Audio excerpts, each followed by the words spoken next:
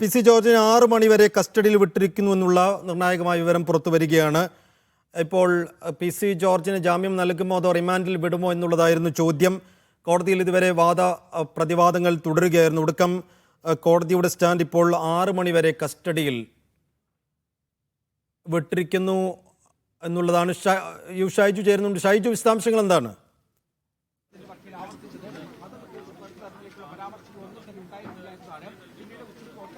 2 മണിക്ക് തന്നെ കോടതി ചേർന്നു. കോടതി നടപടികൾ ആരംഭിച്ചു. പോലീസിന്റെ ആവശ്യം പരിഗണിക്കുകയായിരുന്നു കോടതി ചെയ്തത്. പോലീസ് റിപ്പോർട്ട് പരിശോധിച്ചതിന് ശേഷം 6 മണി വരെ, അതായത് ഇന്നത്തെ ദിവസത്തേക്ക് പോലീസ് കസ്റ്റഡിയിൽ വിടാൻ തീരുമാനിച്ചിരിക്കുകയാണ്. പോലീസ് കസ്റ്റഡിയിൽ വിട്ട് അതിനുശേഷം 6 മണിക്ക് ശേഷം വീണ്ടും മജിസ്ട്രേറ്റിന് മുമ്പിൽ ഹാജരാക്കണം എന്നതാണ് ഈ കോടതി നിർദ്ദേശിച്ചിട്ടുള്ളത്.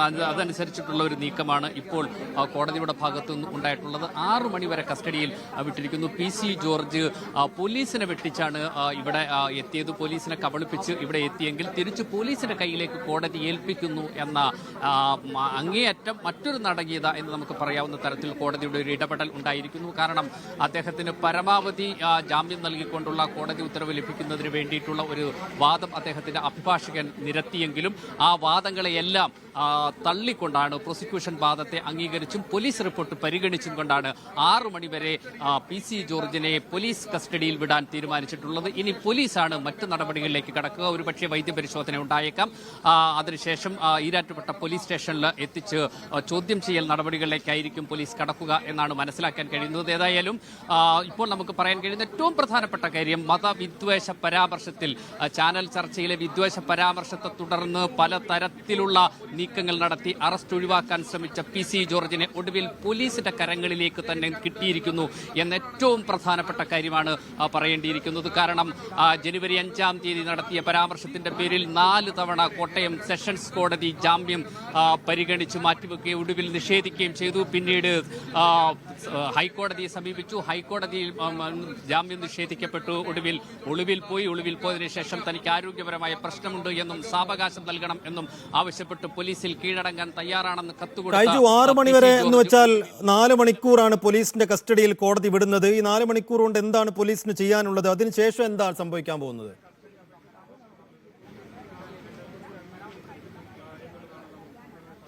നമ്മൾ മനസ്സിലാക്കുന്നത് നിയമ നടപടികളുടെ ഭാഗമായി പോലീസ്, സാധാരണഗതിയിൽ നമുക്കറിയാം, പോലീസ് അറസ്റ്റ് ചെയ്യാനിരിക്കുന്ന ഒരു പ്രതി അല്ലെങ്കിൽ പോലീസിന്റെ കേസിൽ പ്രതിയായിരിക്കുന്ന ഒരാൾ മറ്റൊരു സ്ഥലത്ത് ഹാജരായി കീഴടങ്ങിയാൽ അവരെ പോലീസിന്റെ കസ്റ്റഡിയിലേക്ക് ലഭ്യമാക്കുക എന്ന സാങ്കേതികത്വം പോലീസിനെ സംബന്ധിച്ചിടത്തോളം ഉണ്ട്. അതൊരു പ്രധാനപ്പെട്ട കാര്യമാണ്. കാരണം തങ്ങളെ വെട്ടിച്ച് കടന്നു മറ്റൊരിടത്ത് കീഴടങ്ങുന്ന ഒരാളെ തങ്ങൾക്ക് തന്നെ ചോദ്യം ചെയ്ത് നടപടികളിലേക്ക് കൊണ്ടുപോവുക എന്ന പോലീസിന്റെ സാമാന്യ അധികാരത്തെയാണ് ഈ പ്രതി കബളിപ്പിച്ചിരിക്കുന്നു. അതുകൊണ്ട് തന്നെ തിരിച്ചു കൊണ്ടുവരിക എന്നത് പോലീസിന്റെ നടപടിക്രമങ്ങളുടെ ഭാഗമാണ്. അക്കാര്യത്തിൽ പോലീസ് വിജയിച്ചിരിക്കുന്നു എന്ന് നമുക്ക് പറയേണ്ടി വരും. കാരണം ഈ സൈഫ് സൂചിപ്പിച്ചതുപോലെ 4 മണിക്കൂർ സമയത്തിൽ അദ്ദേഹത്തെ ചോദ്യം ചെയ്യുക, ചോദ്യം ചെയ്തതിനു ശേഷം വീണ്ടും കോടതിയിൽ ഹാജരാക്കേണ്ടി വരും. കോടതിയിൽ ഹാജരാക്കിയാൽ സ്വാഭാവികമായും അദ്ദേഹത്തെ കുറിച്ചൊരു ഒരു കസ്റ്റഡി റിപ്പോർട്ട് കൊടുക്കും, റിമാൻഡ് റിപ്പോർട്ട് സമർപ്പിക്കും.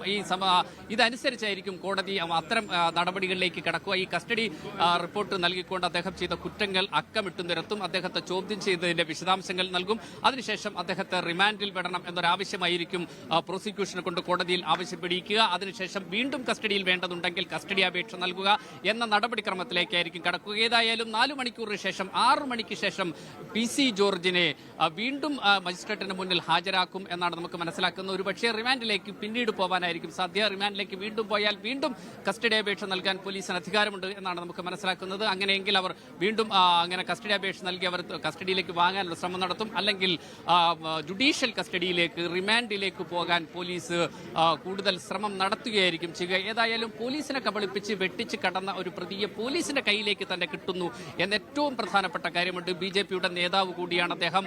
ഈ മണ്ഡലത്തിന്റെ മുൻ MLA ആണ്. സംസ്ഥാന സർക്കാരിലെ ചീഫ് വിപ്പായിരുന്നു അദ്ദേഹം. പലതരത്തിൽ മതവിദ്വേഷ പ്രഭാഷണങ്ങൾ പല സന്ദർഭങ്ങളിൽ നടത്തുകയും കേസെടുക്കുകയും ചെയ്തിട്ടുണ്ട്. ഇതിനു മുമ്പ് എടുത്തിട്ടുള്ള കേസിൽ അദ്ദേഹം പ്പോൾ ഇനി ഇത് ആവർത്തിക്കില്ല എന്ന് പറഞ്ഞിരുന്നു.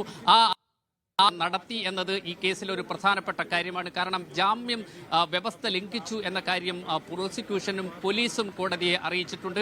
അതനുസരിച്ചിട്ട് കുരുക്ക് കൂടുതൽ മുറുക്കാനുള്ള ഒരു ശ്രമം പോലീസിൻ്റെതായിരുന്നു. ആ ശ്രമം വിജയിച്ചു. ഒടുവിൽ പോലീസിനെ വെട്ടിച്ച് കടന്ന പ്രതിയെ പോലീസിന്റെ കൈകളിലേക്ക് കോടതി നൽകുന്നു എന്ന ഏറ്റവും പ്രധാനപ്പെട്ട കാര്യം ഇക്കാര്യത്തിൽ നമുക്ക് പറയാൻ കഴിയും. അങ്ങനെ PC ജോർജ് പോലീസിന്റെ കൈകളിലേക്ക് എത്തുന്നു. നമ്മൾ മനസ്സിലാക്കുന്നത് അദ്ദേഹത്തെ ഒരു പക്ഷേ വൈദ്യപരിശോധനയ്ക്ക് വിധേയമാക്കും. അതിനുശേഷം ഈരാറ്റുപേട്ട സ്റ്റേഷനിലോ മറ്റേതെങ്കിലും പോലീസ് കേന്ദ്രത്തിലോ എത്തിച്ച് വിശദമായ ചോദ്യം ചെയ്യലിലേക്ക് കടക്കാനായിരിക്കും പോലീസ് ശ്രമിക്കുക. അതനുസരിച്ചുള്ള നീക്കം പോലീസിന്റെ ഭാഗത്തുനിന്നുണ്ടാകും.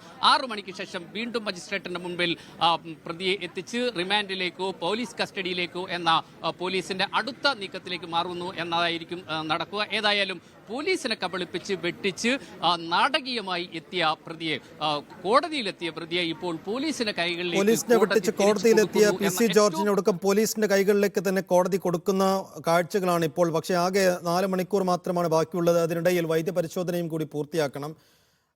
ഈ വൈദ്യപരിശോധന പൂർത്തിയാക്കി കഴിഞ്ഞതിന് ശേഷം ഈരാറ്റുപേട്ട പോലീസ് സ്റ്റേഷനിൽ എത്തിച്ചു കഴിഞ്ഞാൽ തന്നെ എത്ര സമയം ഈ ജോർജിനെ ചോദ്യം ചെയ്യാൻ മൊഴിയെടുക്കാൻ പോലീസിന് സമയം ബാക്കിയുണ്ട് എന്നുള്ളതും പ്രധാനപ്പെട്ട ചോദ്യമാണ്.